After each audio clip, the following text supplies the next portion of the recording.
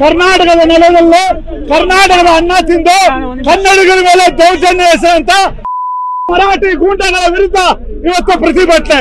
ಏನಂದ್ರೆ ವಾಹನ ಚಾಲಕರ ಮೇಲೆ, ಕೆಎಸ್ಆರ್ಟಿಸಿ ಬಸ್ ಚಾಲಕರ ಮೇಲೆ, ನಿರ್ವಾಹಕರ ಮೇಲೆ ಹಲ್ಲೆ ಮಾಡಿದ್ದಾರೆ.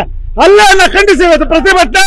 ಬೆಳಗಾವಿ ಕನ್ನಡಿಗರ ಜೊತೆ ನಾವು ಇದ್ದೀವಿ ಅಂತಕ್ಕಂಥ ಸಂದೇಶವನ್ನ ಇವತ್ತು ಮರಾಠಿ ಗೂಂಡಗಳ ಭೂತದಾನ ಮಾಡೋದ್ರ ಮುಖಾಂತರ ಹೋರಾಟ ಮಾಡ್ತಿದ್ದೀವಿ. ಸರ್ಕಾರ ಈ ಕೂಡಲೇ ಮರಾಠ ಗೂಂಡಗಳನ್ನ ಬಂಧಿಸಿ ಈ ನಾಡಿನಿಂದ ಗಡಿಪಾರು ಮಾಡಬೇಕು, ಅವ್ರ ಮೇಲೆ ಗೂಂಡ ಕಾಯ್ದೆ ತೆಗಿಬೇಕು ಅಂತ ಹೇಳಿ ಸರ್ಕಾರ ಕನ್ನಡಿಗರಿಗೆ ಪೂರ್ಣ ಪ್ರಮಾಣದ ರಕ್ಷಣೆ ಕೊಡಬೇಕು. ಸರ್ಕಾರ ಕನ್ನಡಿಗರಿಗೆ ಪೂರ್ಣ ಪ್ರಮಾಣದ ರಕ್ಷಣೆ ಕೊಡಬೇಕು. ಕನ್ನಡಿಗರ ಸರ್ಕಾರ ಅಂತೇಳಿ ಕನ್ನಡಿ ಪರವಾಗಿ ನಿಲ್ಲದ ಈ ಸರ್ಕಾರಕ್ಕೆ ನಾವು ಧಿಕ್ಕಾರ ಹೇಳಬೇಕಾಗತ್ತೆ.